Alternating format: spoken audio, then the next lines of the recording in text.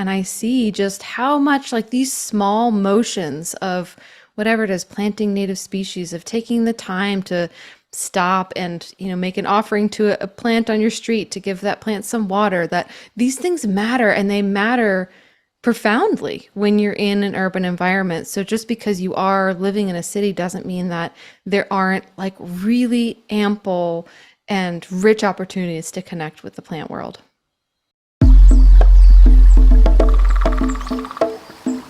Welcome to the Herbalist Hour. This is where community gather, merging the power of people and the flowers, the sweet and the bitter to the salty, the sour. Umami, it's time for the Herbalist Hour. Welcome back to the Herbalist Hour. Today, I'm really excited to have on herbalist and author Asia Suler. Welcome to the show, Asia. Oh, thank you so much, Mason, for having me. Of course, yeah, I'm really excited to talk to you about your new book, which I have not read, but I want to hear more about it. And after that, I'm sure I'm going to press order on the website. But anyways, it's called Mirrors in the Earth. And yeah, let's get into that a bit later. But first, I want to get to know Asia a little bit more. What was a young Asia like? I was definitely a dreamy little kid. I liked to sort of skip off into the hills of my imagination a lot. Yeah, definitely a daydreamer. Had a lot of instances of people being like, Earth to Asia. And I was like, I don't want to come back here.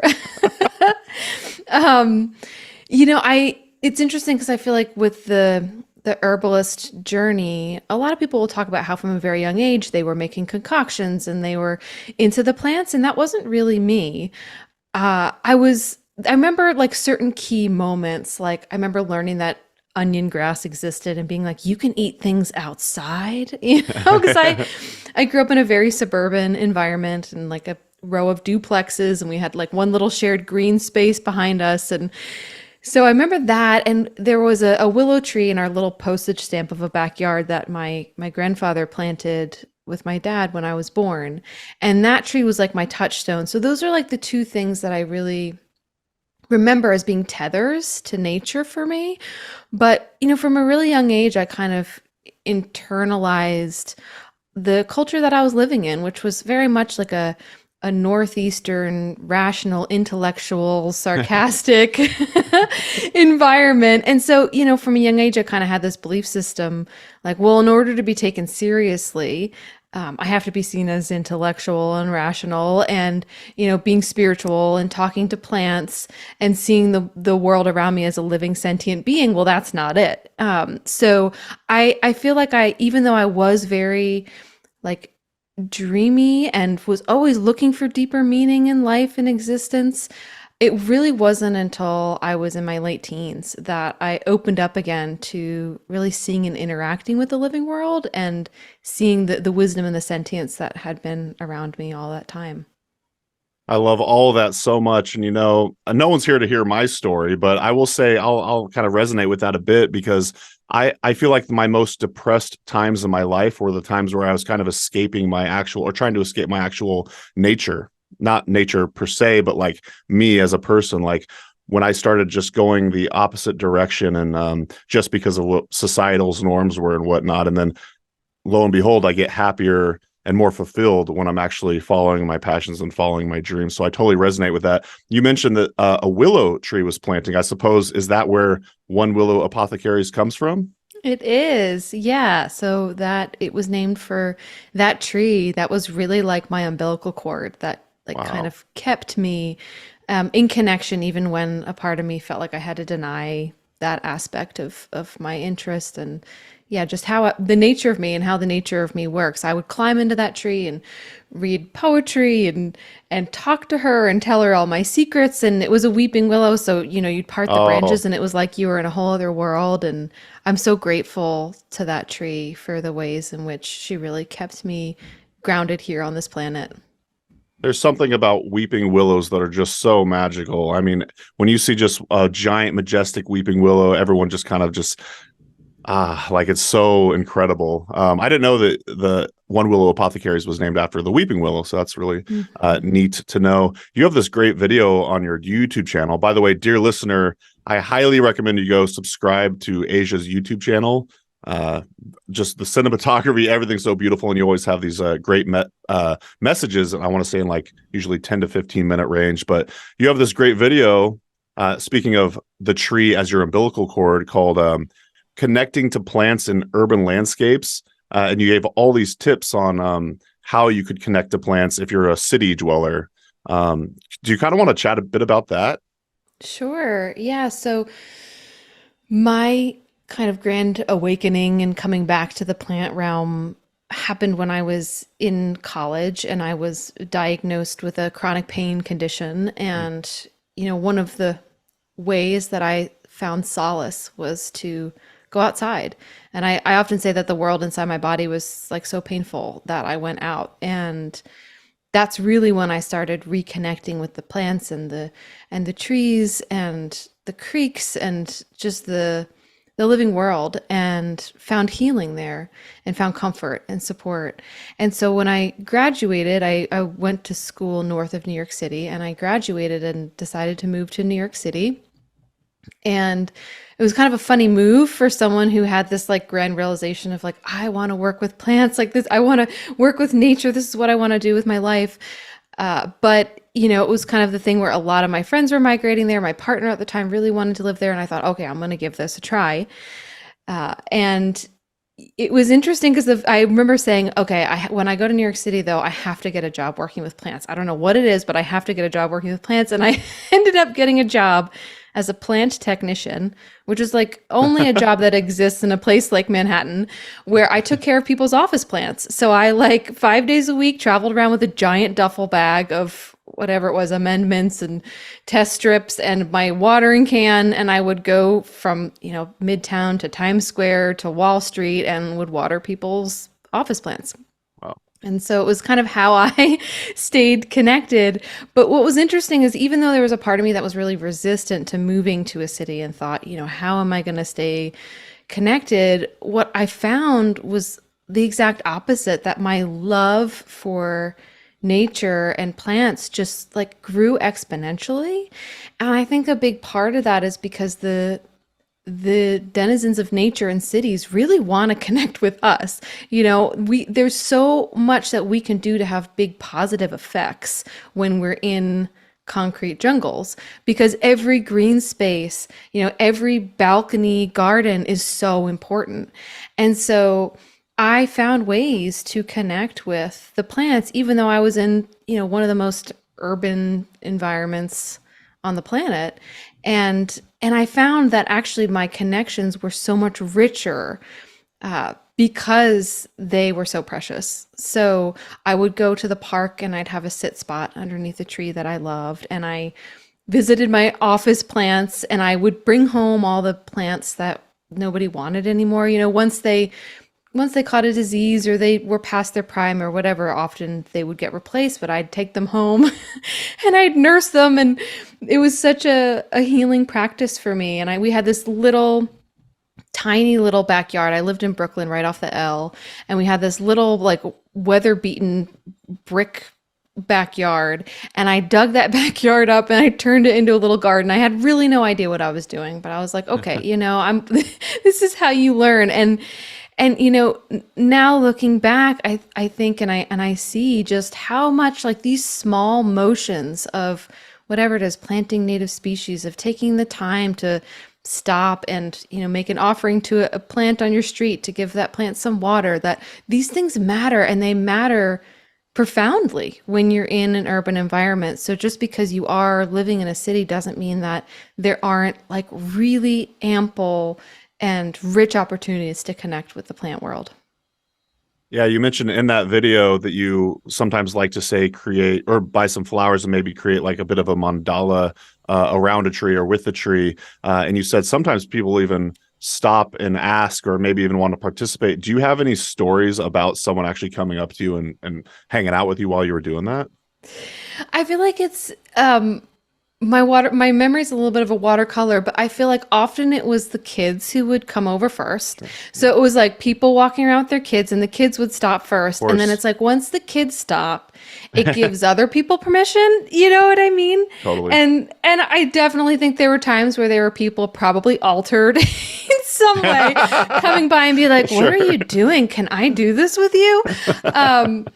But but to me, like the passport that the kids would give, it was just such a beautiful experience, because then it was like you could kind of see and New Yorkers, like they're cynical, you know what I mean? They're like, it takes a lot to get me to stop. Like someone's classed on the street, I will walk over them.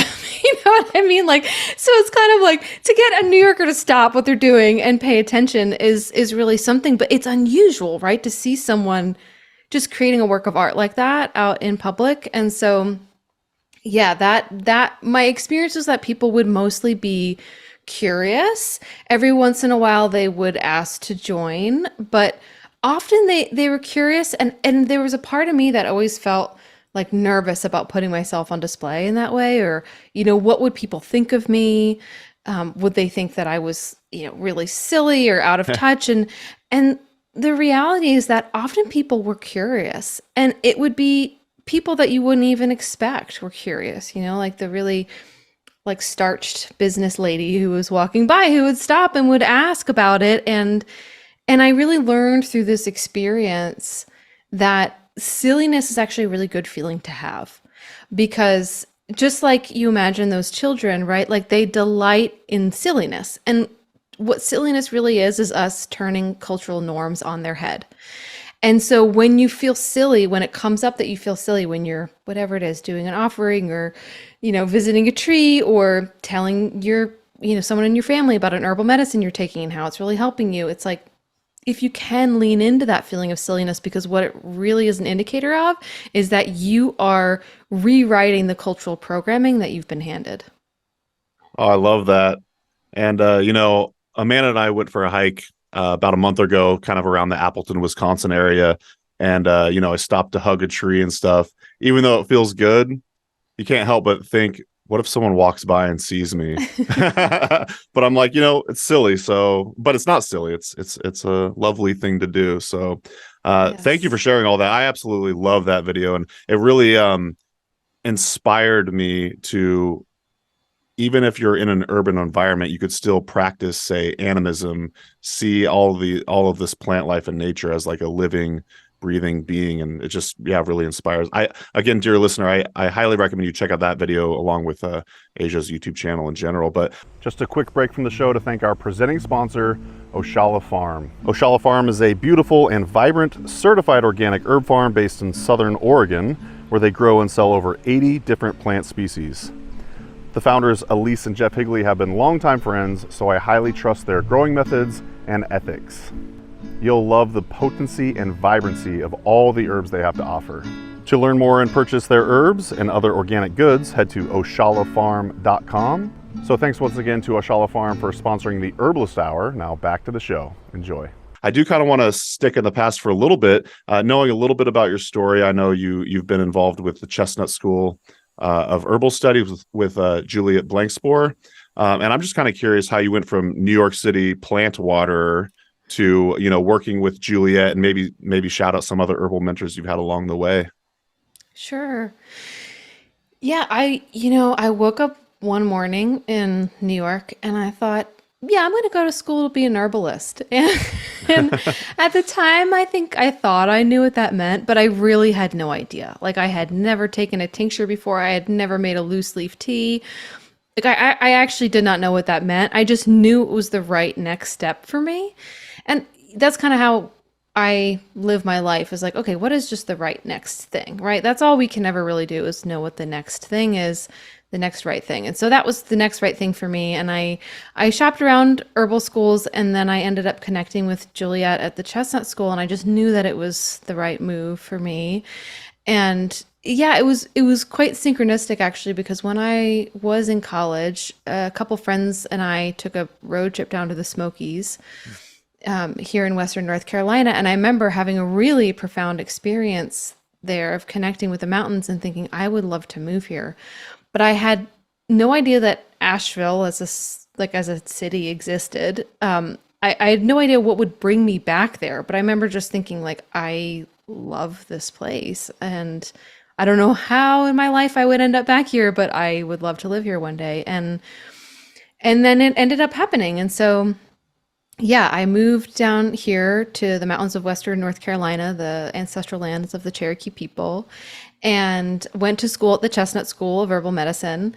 And I remember that first day sitting in class, it was a potluck, and everyone was like, someone asked, I think it was something like, "What's your favorite herb?" And we're going around in a circle, and I'm realizing I'm like, I actually don't know. I think I said mint. Like I was like, okay, I can't go too wrong with this, I just really was a total newbie and had so much to learn. But looking back, I'm really grateful for the experience because I went in without any like preconceived notions, or any like sense of myself is in any kind of aggrandized way. I was just like totally there to be a student. And it's interesting because I feel like if you had asked Juliet back in the day, or pretty much anyone else in class with me, like who of this class would end up like making a living with herbalism, I don't think they would have pointed to me, and that's okay. But I just wasn't like the most amazing student. I would often end up, we'd be on these plant walks, and I'd be in the very back of the group because I just would get so involved in looking at plants or stopping and having experiences. But it was interesting after school ended, it was almost like everything I learned was there in my brain. Like I remember going for walks and just having plant names float up into my consciousness and being like, I had no idea I actually retained that, but I had. And so, yeah, I decided to start an herbal products business on the other side. I had been seeing clients on and off for energy medicine. So I had trained in Reiki. I had become a Reiki master before I went to school, and I knew that I was drawn to the energetic side of healing. That was just always what was my calling. But I thought, okay, but I really want to work with people in a holistic way. So this is like a big reason why I went to herbal school. I wanted to know plant constituents. I wanted to know disease process and body systems because I wanted to work with people and plants and whole plants. So on the other side, I started an apothecary business, and I started, seeing people one-on-one. But I did end up eventually working for the Chestnut School. So I became the administrator at the school and became a teacher at the school. And yeah, it opened a lot of doors for me working at the Chestnut School. A lot of times people would come in with like teaching requests of Juliet, and she just didn't have space in her schedule. And I remember her asking me like, do you want to do this? And I was like, I don't know, can I do this? Like I've only been practicing for like 2 years. And she said something that was really profound to me then. She said, as long as you have something to teach people, even if it's just one thing, it's worthwhile. You don't need to be 10 steps ahead of them. You just need to be one step. And sometimes it's even better to just be one step because it's more attainable and you're able to understand them better. And so, yeah, I started out with just like a few small teaching gigs here and there at, different like apothecaries around us and different stores and farmers markets and things like that. And just found that I was really, really passionate about it. And so, yeah, ended up, teaching at conferences and teaching for different herbal schools. And yeah, just it kind of, that aspect of my path just like kind of unfolded before me. And yeah, and I feel like through the Chestnut School, I was exposed to a lot of different teachers. Like Seven Song came down, and so I got to learn from Seven Song, got to become friends with Seven Song, and so that was great. And Lisa Ganora, I always loved Lisa Ganora, and when she would come to visit, and when I went to these conferences, I got to learn from a lot of other folks, like especially folks that maybe weren't in that circuit of coming to the Southeast, but learning from like Jim McDonald, for example. So yeah, I feel like that phase of my life, I've been not in it very much since I have had a child and the pandemic happened, but that phase of my life of really visiting herbal conferences, I got to learn a lot from a lot of different teachers. I just had the good fortune of hanging out with Seven Song and Jim McDonald at the Great Lakes Herb Fair last week. And yeah, amazing teachers. You mentioned not having a favorite plant as you went around in a circle. And I'll just give you reassurance.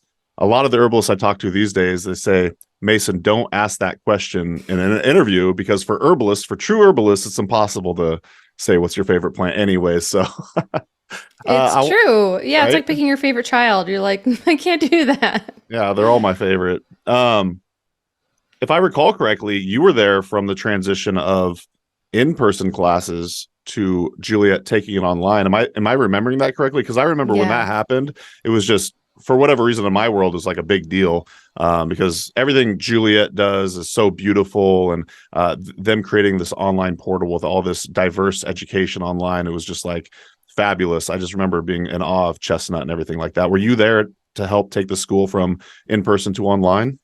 I was. Yeah, it was an exciting time. Yeah. So I was there when we were developing her longer program, the Herbal Immersion program. So I was, sort of there at the beginning of starting to film things and create the content. And she had so much content from Mm. the years and years of teaching in-person classes, but it is a whole different ball game to translate that to online. So it was a big learning curve for both of us. And then we ended up co-teaching the first course that she released, which was a medicine making course, and it's a smaller course, and as of right now is still something that she uses.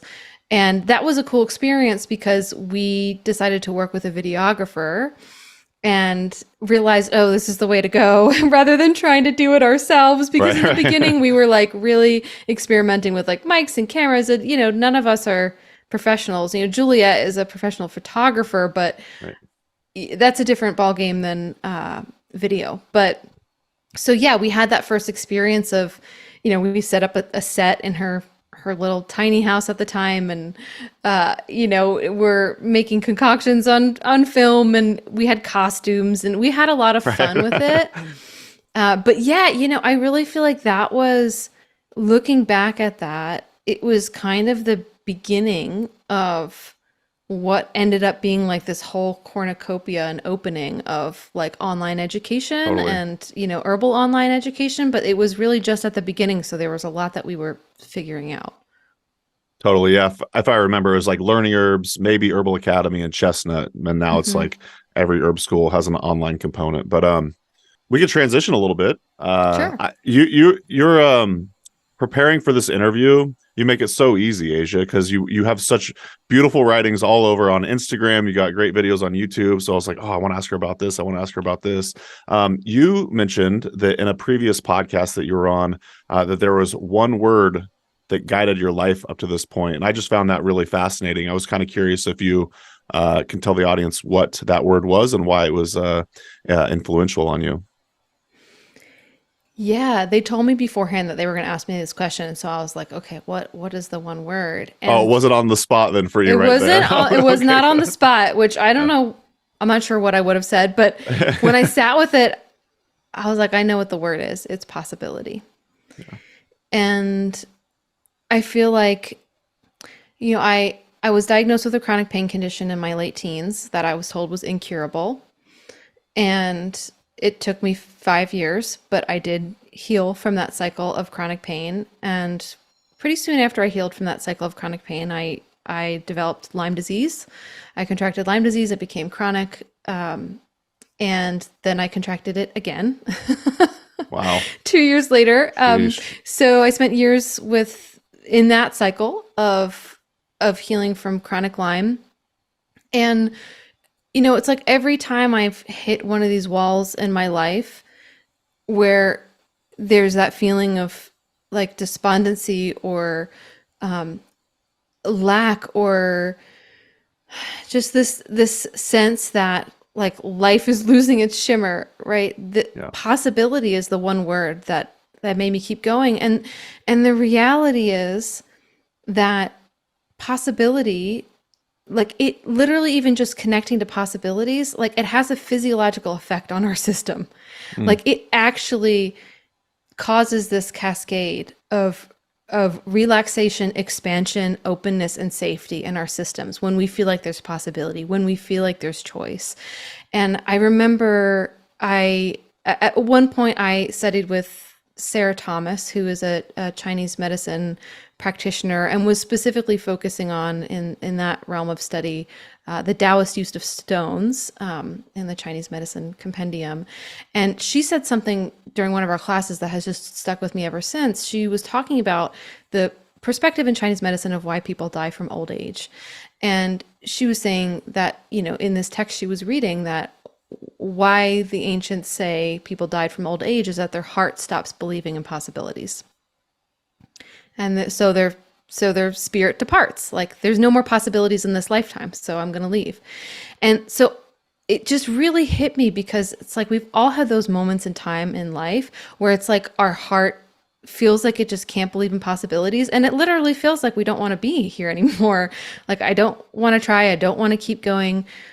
But every time I've hit one of those walls, connecting to possibility and the idea that there's always possibility, always possibility, even if it looks like it's a dead end, even if it looks like you're staring at destruction in the face, there's always possibility. And the thing is, nature and the living world shows us this over and over and over and over and over again. Every time a landslide happens, like a tree falls, a fire rages through, there's life on the other side. There's possibility, there's regeneration. Just dig up a small section of your yard, and within days, you will see plants sprouting from that earth. And so it's become a guiding word in my life to keep showing up, to keep believing, and to keep living into the possibilities that are always here. So when you're facing hardships currently, do you still kind of look to that word and get inspired by it? Absolutely. Yeah. Well, I think we live in the Western world in a culture that's very rigid in its thinking, often very black and white, of like, this is intractable, like this cannot be healed. This is where this gets put. Like, if you're experiencing this, you're probably never going to have this, or whatever it is. Like, absolutes. We live in this culture of absolutes, and it's a way of thinking that causes a lot of stress in our systems. It causes a lot of harm. And so, playing a little bit of that trickster archetype with yourself and being like, okay, well, what's the possibility here? Like, in like my wildest imagination, even though this thing seems like terrible or really hard or kind of brutal or hopeless, what within this could actually be a beckoning towards possibility. And that reframe is not only helpful on a emotional, spiritual level, it actually helps our body's physiological systems, our nervous system, to relax enough to actually move towards healing. I've heard people talk about having, say, a word for the year to try to focus on that. Do you think it's a good idea for everyone to try to either come up with a word that they've lived by, or do you think they should come up with, say, like an aspirational word that they want to aspire to be more like? Because I was kind of doing the exercise when I saw that video with you. I was like, well, what would my word be? And then I'm like, well, I have a specific word come to mind, but I'm also like, maybe I want to focus on a different word to aspire for other options. Am I making sense there? Yeah, I think both are really helpful. For a while, I would choose a word every year, starting with Samhain. So starting with the beginning of the Celtic New Year, I would choose a word for the year to focus on. And I feel like both things are really helpful, because one is sort of like this touchstone, right, into yourself, into your essential nature, into who you've been, into what you've overcome. And the other one is like what's on the horizon, what you're moving towards, who you're becoming. So I think both are really helpful. Love that. Thank you for sharing. So as I was mentioning, I was just hanging out with Jim McDonald and Seven Song at the Great Lakes Herb Fair, but guess who else was there? Rosemary Gladstar. And I had the good fortune to interview her. And during the interview, she was talking about this potential book that she wants to write, more in the story, more story driven, as opposed to, say, like this herb for that or whatever. And she says, who wrote a beautiful book that's more story driven for, I don't know if she said it was for herbalists per se, but she mentioned your book. And I thought that was really cool, first of all. But why don't you tell us about your new book, or it's new-ish, right? Was it 2022 it came out? 2022. Yep. 2022. Yeah. Why don't you tell us about Mirrors in the Earth? Well, thank you for sharing that story with me. I'm very Of course. honored that Yeah, Rosemary Gladstar spontaneously mentioned my book. She's totally. like an actual angel. Yeah, so the book is a series of essays looking at different plants and fungi and ecological processes and looking at how those plants and processes reflect back to us the naturalness of our own journey. And so each chapter is sort of inlaid with a metaphor that both takes us into understanding the natural world, but through understanding the natural world, actually seeing ourselves. And I have found in my life that when I need help, when I'm struggling, the affirmation, the messages that I need always exist in nature. They're always there, and this is a very ancient way of thinking, right? Like our oldest parables are nature based. Nature is the greatest teacher, and the book though focuses not on this idea that nature and the living world is like a object that we project our stories onto, but that the living world is sentient, is aware, is benevolent, and actually cares about you as a being of nature, and that in particular the earth is deeply invested in you learning self-compassion. It's something that I have struggled with in my life to embrace myself and to not sort of default into self-judgment. And the book sort of explores a bit of my journey as a highly sensitive person, which is something I identify with. And I think for a lot of highly sensitive people and empaths, it's sort of a natural flow of events that you end up being your own worst critic. Mm. And from a young age, I kind of internalized this thing of, okay, well, to focus on myself was selfish. And it was 100% through interacting with nature and plants in the living world that I learned the opposite is true, that it's deeply needed and it's necessary that I learn how to focus on myself, that I learn how to honor, accept, value myself, because it's only through learning self-compassion that we can access the gifts that we're meant to bring to this world. And I profoundly believe that each and every one of us is here right now at this particular time on this planet because we have a gift that we're meant to bring, and the earth is invested in us discovering those gifts. It's actually very important that we do. And so we cannot really truly tap into those gifts and be giving them to their fullest extent if we are constantly in a battle with our own selves and with self-judgment. And so it was a huge revelation for me to realize, oh, not only is, the living world full of these lessons and these parables, but it is conscious and it is caring and it wants me to learn self-compassion. I'm actively being moved towards learning this. That is the task in my lifetime, to learn how to truly embrace myself, because when I do, I become a channel or a conduit for the change that needs to happen here on this planet.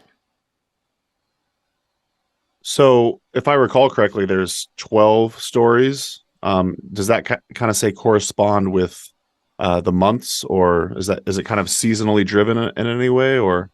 There are seasons, I visit different seasons in the book, but it's more so each story is sort of a parable unto itself, but they build on one another. So the first section of the book is about learning just to recognize and see yourself for who you are. And then the second part of the book is about learning self-acceptance. So taking it that next step, like, okay, you can see yourself now a little more clearly.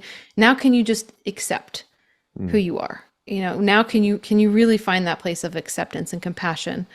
And then the third part of the book is about stepping into your gifts. It's about learning how to give back once you've grounded in that self-compassion. So the stories are non-linear. Like, I'll visit different places in my life in different chapters. It's not like it's a memoir that starts in one place and ends in another. And it's interesting because the book at this point is part memoir, but I wrote a whole first draft of the book without any of my story in it at all. And Wow. I had a writing buddy and I gave it to her and she was like, "This is great, but like where's your story? Like I want to know your story." And so I took a whole year to put my story into it, and if you would read it now, you would never know that. But looking back now, I see just how important it is because, we know from cognitive research that story imprints information much faster in a much more enduring way than just information. And so even though I was telling stories about these encounters with the living world, because it was lacking my personal human story, I realized that, what I was saying, it wasn't going to land in the same kind of way unless I added in this very human story. And so I did. Yeah, it does seem like the herbal community would really dig this book. How is it being received in general? Is it reaching a broader audience? And like, yeah, what is some of the feedback you're getting for the book? Yeah, it's been really amazing to see how the book has resonated with people, and it is reaching a really broad audience of folks. So I mean, broad in the way that, I think it's people who are interested in, self-growth Hmm. and nature, but I would probably say that most of the people I've heard from aren't necessarily herbalists. Maybe they take herbs or they dabble, but Right. they don't self-define as herbalist. But I think the feedback that I have gotten from people is that it has profoundly shifted the way they look at nature and the living world, and through that profound shift, really changing the way they see and interact with themselves. And that was my experience. And so I'm delighted that that came through in the book and that people are then having that experience, because I really wanted the book to be an experience, not just a report. um, Right. it was designed to be an experience. And so each chapter ends with exercises as well. Oh, And so, there's awesome. that invitation to sort of step into the lesson or the learning or the gift that is being given in by nature in each one of these chapters. I love when books like that do that, because then not only are you imprinting the lesson on them via story, but then you're also further integrating it through the exercises. That's It's really neat. helpful. So I love hearing that other people are enjoying the book, say other than your general herbalist. But I will say I saw on your website Robin Rose Bennett gave high praise, which she's also a very beautiful writer as well. Do you have any sort of relationship with Robin Rose? I met Robin Rose through Juliet back in Okay. the day. And yeah, just really loved like connecting with her. And then when I wrote the book, I remember being like, oh, it'd be so amazing if I could have Robin Rose write a blurb for it. and and Juliet was like, you should reach out. I think she'd say yes. And she did. And so it's been really cool because we've been able to connect over that, and now connecting over one of her new books that's coming out. So it's been, and hers was one of the first herbal books that I purchased too. Yeah. And so, yeah, it's just such a beautiful full circle moment when these people who, were your teachers then, become your supporters. Like yeah, it's a gift beyond measure. So that's been a really neat experience. Yeah, Robin Rose will be on the podcast in about a month or so, and I do her oat straw meditation from the Gift of Healing Herbs all the time. So, That's awesome. yeah, totally. Well, let's switch gears a little bit. Actually, before I do that, I got to ask: is there a specific spot that you want folks to buy the book? Oh, obviously local bookstores are always really Yeah. fantastic. I have like a list of spaces on my website, like, it's on bookshop.org. Depending on where you are, some people are overseas.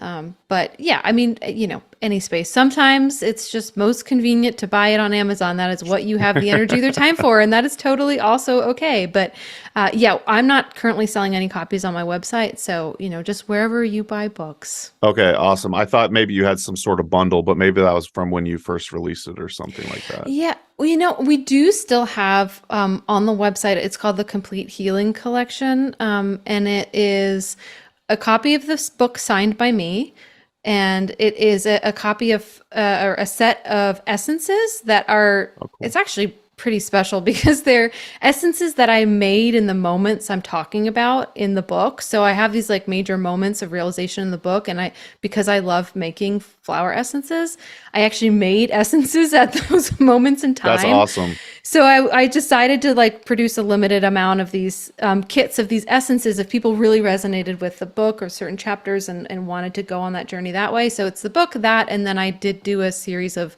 guided meditations that go along with each chapter. So if people like know that they want to go all in, then that is on my website. If you get a copy of the book and decide you want to do that later, then we do still currently have like a few of them available. Awesome. Well, I'll leave a link to that in the podcast show notes. All right. Well, now we can officially transition. I got a couple guest questions from my wife, Amanda, co-owner of Herb Rally.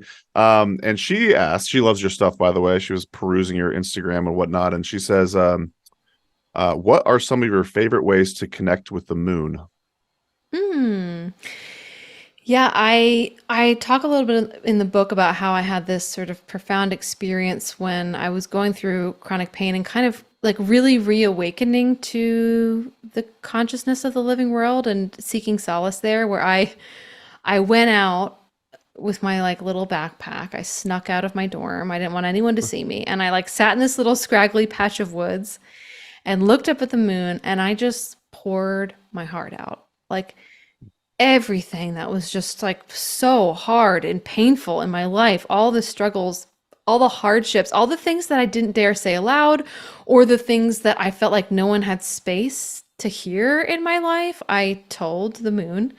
And it was an amazing experience because I for the first time like connected with the celestial body, and I felt this like pearly flow of care just like wash me.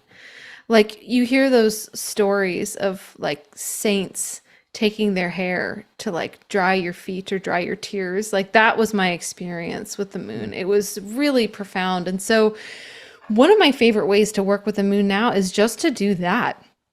Just to go out on a full moon night and just let it all out. And, there's a reason why we have so much like mythology around full moons being this time of lunacy, because it is often a time where hormones run high, emotions run high. And so I find it to be a really amazing experience to just sit with the moon and communicate and pour my heart out and just be in that space of complete non-judgment and acceptance. Like the moon's going to keep glowing on you, no matter what you say, no matter, how horrible it is, whatever it is, like you think you're experiencing or you think you are, like the moon doesn't care. Like you're still like shined on radiantly. And it was through writing the book that I learned that the process in which the moon was created is a really fascinating one. So in the early days of our planet's formation, there was like major collisions and hard knocks, but one of the biggest ones of all is when we got hit by this major astral body, and it was an impact so intense that the core of our Earth turned spontaneously molten, and the core of our Earth is still molten. So our Earth turned spontaneously molten, and these huge pieces of our planet broke off. And the theory, the Theia impact theory, is that these pieces of our Earth became the moon. And so the moon was actually formed after a literal Earth-shattering moment in the early development of our planet. But what's very beautiful is that if it hadn't been for that impact, we wouldn't be slightly askew in the way that we are now. And it's because we're slightly askew that we have the seasons and that we have so much diversity and that so much life is possible on our planet. It's because of our tilt. If we weren't tilted in that way, most of the earth would be uninhabitable. And and so to me, and the moon keeps us also, sort of in this dance, in this tilt. And so to me, it was such a powerful affirmation and metaphor for what I had experienced in sort of pouring out my traumas to the moon, of realizing, oh, the moon itself, herself, himself, was created from a very early trauma, and now has become, though, like this sort of spirit guide for our planet. And it is because of that trauma that our earth now has such incredible depth and diversity. And so when I have moments where I think, this trauma, this hardship, why did it happen? It damaged me beyond repair. Like, this was a really terrible thing to have happen in my life.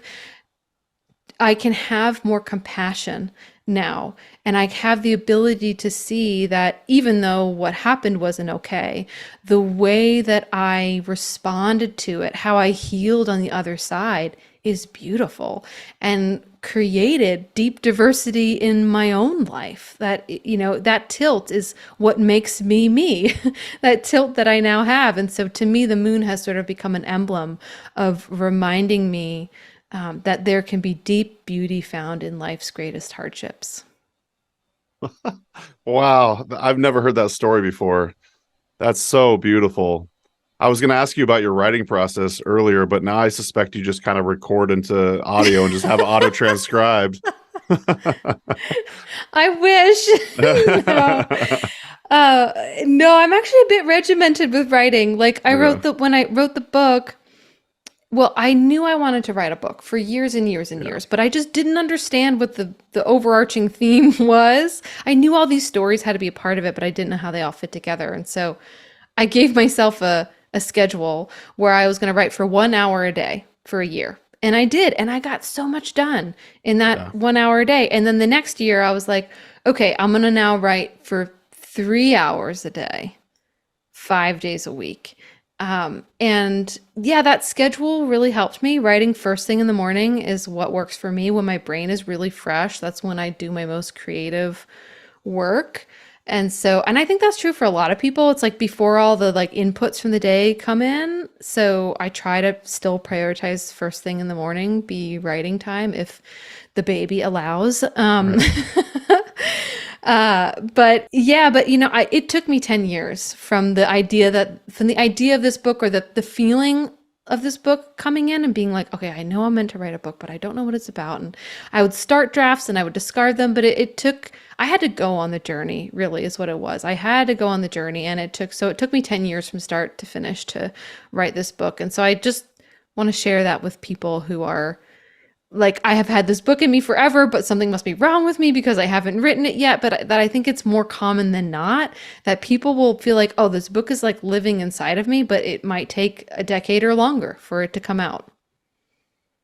Yeah. It does seem like quite the undertaking. And you were talking about what theme should it be. Well, it was actually a good first step for you to decide that you're just going to tell these different stories and kind of combine them all. I'm sure there's like an underlying theme and whatnot, but that is your personal experience, I suppose. But well, thank you for sharing. You speak so eloquently. It just sounds like prose right there. Like, yeah. Thank you. Absolutely. Well, there was a follow-up question from Amanda about the moon story. Do you have any favorite books or resources for moon rituals and practices? Oh gosh. There's a few people that come to mind, and I feel like with I have a toddler brain. Sure. I can't think of like specific exercises, but I'm pretty sure Robin Rose Good call. has stuff around the moon. And also Maya Toll is another Oh, yeah. person who I would recommend, who Good call. has rituals and recipes and whatnot connected with the moon and all kinds of other things, plants, etc. Good choices. Maya will also be on the show, I want to say in December. So That's wonderful. yeah, she's definitely got, yeah, I'm sure that's a great call. Do you mind if I read one of your quotes from Instagram and then you could kind of talk about a little bit about it? Go for it. So you said, if nothing feels doable, stop doing. If nothing is coming together, let the worries depart for a while. If everything is falling apart, stop trying to hold it together. Let what needs to fall apart go the way of sunflowers, breaking with the weight of their seeds. Sometimes you just have to give yourself permission to fall apart in order to come back together. I was just kind of hoping you could kind of expound upon that. I think we live in a culture where we're often told to push no matter what.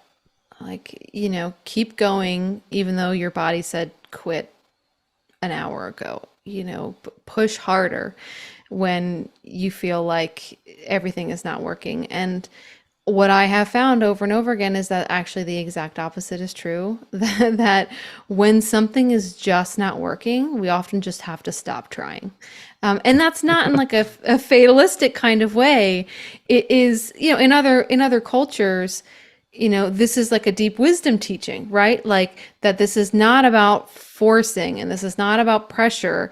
This is about learning how to tune into, connect into the flow, the universal flow of energy that is always there. How to align oneself with the Tao. And so, not doing is a really powerful practice. And, I just think that in the Western world, we need a lot of practice with non-doing, but so much healing comes out of that place of just letting go. And, I don't do one-on-one work now, but I worked personally with clients for a long time. And so I would, be there consistently with clients as we were, whatever it was, trying different herbs, trying different programs, trying different things to heal. And sometimes it would just get to a point where I'd be like, I think you just gotta stop trying for a little bit. Like, just give yourself permission to like let it fall apart. Because often what's happening is when we're trying, it's almost like we're trying really hard to make an old system still work for us. Mm. And why it's not working is because that system is ready to disintegrate and compost and a new system is ready to come online. And so that's why I love that metaphor of the sunflower seeds. We're also just in that season right now, but it's like that, we get these huge heads of sunflowers out in our garden and like they need to like literally fall over and break apart in order for these new seeds to be planted and to be born. And the same thing is true for us. Like that breakdown is what leads to the breakthrough. And I see so often that people resisting the breakdown is the very thing that is causing them to stay in these cycles, really, that are no longer working for them. And so sometimes the greatest thing we can do for ourselves is to let ourselves go there, to give it up, to stop trying for a minute, to let things be as they are, to find acceptance in this moment, to learn how to love and embrace what is. And it's this gorgeous, weird paradox of existence that when we can just do that, that's how the new side comes in. Like when we can like slow down and surrender, that's when healing rushes in. I also read recently you took a bit of a sabbatical. I believe that's quasi recently. It kind of sounds kind of parallel to what you're talking about right now. When you took that sabbatical, did it kind of refresh you? Did you have epiphanies, or was it just really just rest and relax mode? So I took most of August off, but I called it a creative sabbatical because That's right. I really wanted to work on this project. So it was not totally restful. No, but stepping away from like just all the daily minutia, like not doing emails, not doing social media, not doing administrative work. I was like, oh, this is the way to get stuff done. Like, this is how you do it. Like, and I think it's true for a lot of people in their creative process. Like, we need spaciousness to sort of tune into the brilliance that is in the subtle realms. And so, yeah, I taught a class at an herb conference in 2016 called Chronic Illness as Teacher. And I have been wanting to teach a version of that class online since then. But I had to go through a couple other cycles and iterations of dealing with chronic conditions. And I recognize that now. I'm like, oh, that's why it has taken me this long. I've had to go through more cycles of learning, but that was what I was working on. So I'm actually planning on teaching it's going to be totally free, but it's Oh, going to be cool. a class called Illness as Teacher, coming up at the end of September, September 28th.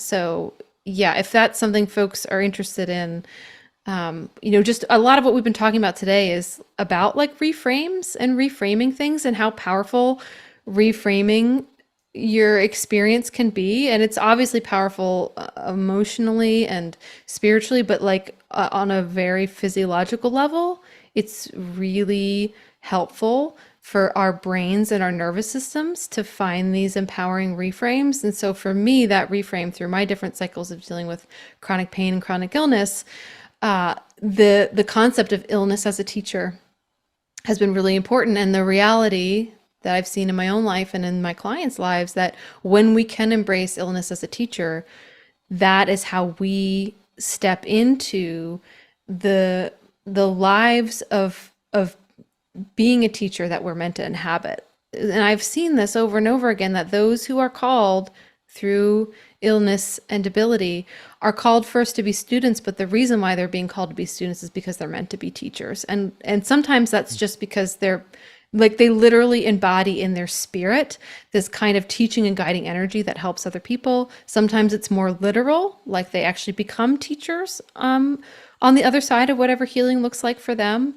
But I really wanted to offer this class as, a way for people who are dealing with illness or who support people who are dealing with illness to find these reframes that can really, as we talked about, open up new possibilities for healing. Love that. So that's going to be a live class then on September 28th. Yes. Yeah. Awesome. So And if people are listening to this after the fact too, I'm gonna have the replay oh, nice. available if they wanted to access it after that as well. But yeah, the class will be live on the 28th. Very good. We will link to that in the show notes. Just a couple more questions. What's next for Asia? Yeah, well, so there's that class, which feels like it's almost like part of my like PhD, or so that's how it Oh, feels. I'm like, okay, like, can I get the cap and gown after this? wow. No, but it's been something I've been working on for like 8 years, so it feels Oh, really wow. big. Yeah. I've been gathering notes for it and all of that. So I'm really excited about that. I am in the process of, in terms of programs, I'm in the process of working on a program that's going to be specifically for guiding other highly sensitives and empaths. And so that's a big portion, I would say, of the people I serve in my audience are people who identify as highly sensitive. And so this program will be specifically geared towards folks who identify in that way, to connect with the earth, and through connecting with the earth, understand how their own systems work. So I'm really excited about that. There's a couple books that I'm working on. Of course. We'll see when they happen. Life with a little child is very full on. So I was working on them a bunch before she was born, but they've kind of been put on pause. But, hopefully that will come through. In the meantime, I actually recently started a Substack. Oh, nice. So, the Substack is specifically my writings about motherhood. I found that I wanted a space where I was writing about motherhood. I write about it a little bit here or there in my other work, but it felt like I almost like needed a walled garden in order to talk about like a lot of the deep aspects of motherhood, and also just, it's not everyone's cup of tea. It's not what everyone wants to be reading about, and that's totally fine. And so I was stoked to create this separate space. And so the Substack's called Mothering Depth, and I've been writing there every week. And that's been a special experience. And I'm considering that maybe one of the next books might be a little bit more focused on motherhood. So Nice. that could be cool. But we'll see what time and toddlerhood allows. Yeah, don't overexert yourself. Is there a link to the Substack on your website, or I could just get it from you after the fact? Yeah, I'll for sure send it to you. I actually don't think it's on the website right now, but thank you for that reminder because it should be. No worries. Well, this has been a lot of fun. I don't think I've ever talked to you for this long. In fact, this might even be our first conversation if I come to think about it. I know we've had some back and forth previously, but it's been really great to get to know you more. You really shared a lot of gems. You're inspiring me to get back into some Taoism. I don't know if you're a Taoist or not, but I definitely used to love to read some of the Taoist literature and whatnot. But thank you so much for your time, Asia. This has been a lot of fun. Yeah, thank you, Mason. This has really been a delight to be here with you and connect with your audience. So thank you so much for having me. Absolutely. Well, with that, we'll wrap it up here. And thanks, y'all, for listening. And we'll see you in the next episode. Thanks so much for watching today's episode of the Herbalist Hour. If you enjoyed it, please give it a thumbs up. And if you want more great herbal content, be sure to subscribe to our Herb Rally YouTube channel. If you enjoy these Herbalist Hour episodes and you'd like to join us live, you can do so by becoming an Herb Rally Schoolhouse member. Learn more at herbrally.com/schoolhouse. And if you want to get your first 30 days for free, use coupon code YouTube30 at checkout. So our Herb Rally Schoolhouse members get access to exclusive video classes, monographs, and a lot more herbal community discounts, along with joining these live Herbalist Hour interviews. So one more time, herbrally.com/schoolhouse. Enter coupon code YouTube30 at checkout to get your first 30 days for free. All right, we'll see you in the next episode, and take care.